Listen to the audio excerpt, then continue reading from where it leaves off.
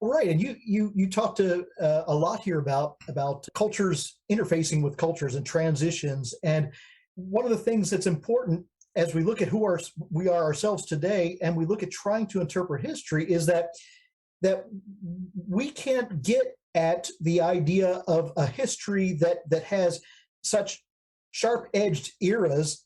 What we need to do is understand how the interactions and the encounters between cultures and even between individuals have that changing effect.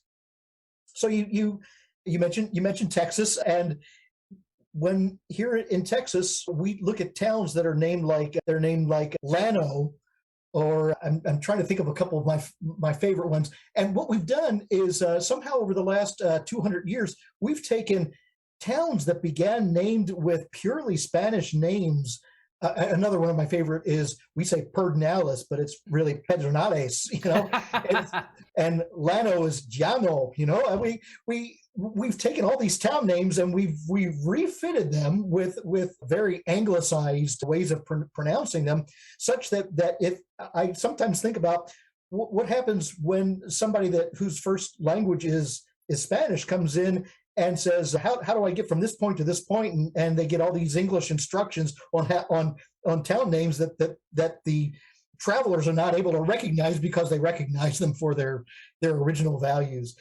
Things like that. So whatever we've touched, we've changed, and we've changed it sometimes permanently. And so that chemistry is an ongoing thing. It doesn't really stop to recognize eras and epochs and giant chunks the way that we like to try to chunk it up in order to understand it. So I guess the lesson for us is that, as we're trying to get, especially in this generation, which I think is a great generation for really turning our scope sometimes backwards through history to understand how folks have had some of their culture denied to them by not having it featured in the stories that we like to tell.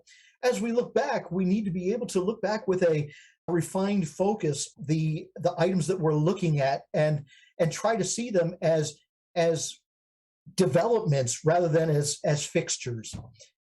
I'm going back to one thing you said about the Louisiana Texas line, and you mentioned the Sabine, and this became such one of these fixtures where it was originally the border of the Mexican border with the United States, or at least with New France.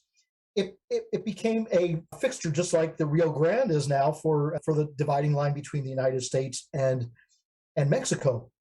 And we have this firewall concept of our borders that say that they're almost like flood walls, that water of culture tends to rise up between them, and we create these Texas cultures that are really these rich amalgams of the things that we've inherited from every generation of every culture that's ever inhabited Texas. So how do we take and begin reforming not that history, but our concept of that history, so that we can bring value to the many people that have called themselves Texans over the centuries? So that's sort of some of the questions that I'm asking myself as I'm trying to write through some of these things, both in a nonfiction sense, like as in the book that you were mentioning before, which is called the Inquisition of Stephen F. Austin. That's a nonfiction entry in my personal library of writings. But the major thing that I'm trying to write and to get out book by book is a series that's called the Republic series. It's called To the Republic, and it's a fictional series. But instead of trying to take an approach as an outsider to professionalism in history, which as I mentioned, I'm not a professional historian, but I am a professional writer. I look at the things that have come across the transom in terms of academia, and there are thousands and tens of thousands of books that you can read, and they're good books if you want to understand a lot of these transitions and a lot of these items that need attention as we move forward. But we don't tend to look to read those things until something in our personal silo directs us towards some of that. But one thing that we all like is entertainment. And so it became a goal of mine to try to reach out through a fictional story to try to use the elements that I believe that I understand of especially North Mexican and South Texan culture to be able to frame a story that takes place in the border region to not tell but show some of the elements that are important in understanding why we have this soft conflict that is represented by that scar that we call the border. and and what we can do by seeing this rather than taking the word of say national senators and representatives that come down for a 1 hour photo op, some afternoon and get their picture taken and shed a few tears, send their aides down, and then go back with a story to make glaring decisions about, for national policy. How can we get some of this information into the hands of people so that at an elemental level of our national population, we're actually seeing some of these things for what they are and not filtered through politics or the media or anything else. So that is the goal of the fictional writing that I'm doing, but it's 100% based in a factual background for Texas, Mexico, and Spain. Yeah, there's so much. I went through public school in Louisiana, went to LSU for a time.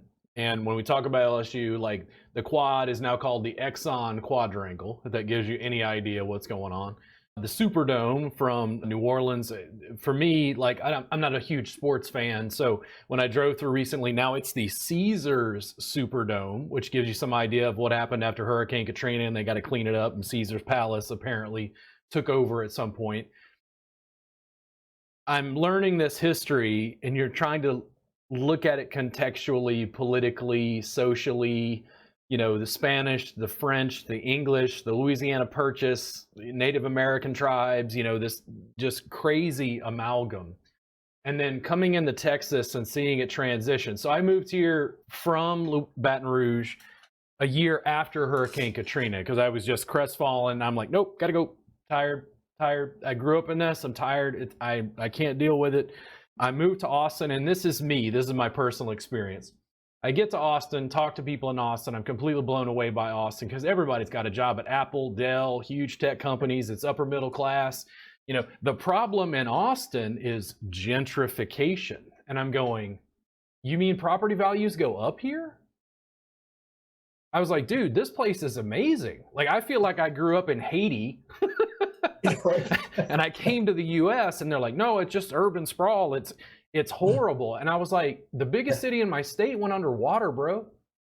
Like, Texas is great. And then when you look at it historically speaking, and this is me as a brokenhearted kid, you understood that all of that crazy New Orleans culture, when the diaspora would happen because hurricanes would hit, and then people would flee to cities like Houston. Now, what I heard for years, including here in Austin, is like crime got horrible here in Austin or Houston, when Katrina happened. And it's like, yeah. Like you had people with nothing who were now, quote unquote, on the news being called refugees. And the thing is, that's happened historically. That's not a one-time occurrence. This is something that's happened cyclically, which has also spread Cajun and Creole culture through the United States, including like food or music or whatever. Knowing that as somebody who's from Louisiana, I get even more intrigued about Texas, just from the little bit of culture, little bit of travel that I've done. And there are parts of Texas, like West Texas, I've never seen. But remember that myopic thing where like we focus on one thing? Like I had a friend move in from Florida. They went to some small town just north of Austin. They were at a diner, on a Saturday morning or something, and somebody asked them if they want a breakfast taco, and they're like, what? And it was like a record scratch. Like everybody in the diner turned and like looked at this person like, do you have no culture where you're from? Like, you don't know what a breakfast taco is? It's so interesting to me because that one thing, when I'm in Austin, Austin introduced me to tacos. This one specific, right? I go down to Brownsville, I go to a diner, and it looks like something in Brownsville. One, it's like 8 hours south. So I'm in the same state. I have driven 8 hours to the southern tip of Texas. I'm still in Texas, is right on the border. And I get into something that looks like No Country for Old Men. Like it's this border, like the sheriff is sitting there, is a Mexican or a guy of Mexican ancestry. He's got his hat down. Right. People are having coffee and eating. And here's this gringo from Austin, me, going, hey, I want 2 breakfast tacos and a coffee. And she's like, sir, they're huge. And I go, what? Because in Austin, a breakfast taco is a little foil. It's wrapped in foil. It's kind of portable. It's got a little cup of salsa, And I'm like, how many people do people normally order? And she's like, 1. Right. And I go, oh, well, give me 1 barbacoa taco and and coffee. It's the size of a plate, and it's on a flour tortilla. Yes. And it's served with a fork and a knife. And I was teaching at a local school, and I asked the students in school, and they're like, oh, yeah. No, we eat flour tortillas for breakfast, but we eat corn for lunch and dinner. And I go, this is the one thing. And this is the thing. This is my connection. That one little piece of Texas culture and the way it is infused with different crops, different regions, the old world and the new world, between the French, the Spanish, the English, and the way it gets co-opted in various regions is so interesting to me. Because we're talking about political lines. Like, you're looking for, where Stephen F. Austin was in prison in Mexico. And I'm looking at tacos trying to figure out how did how did this get, stuck as like, this is part of our culture.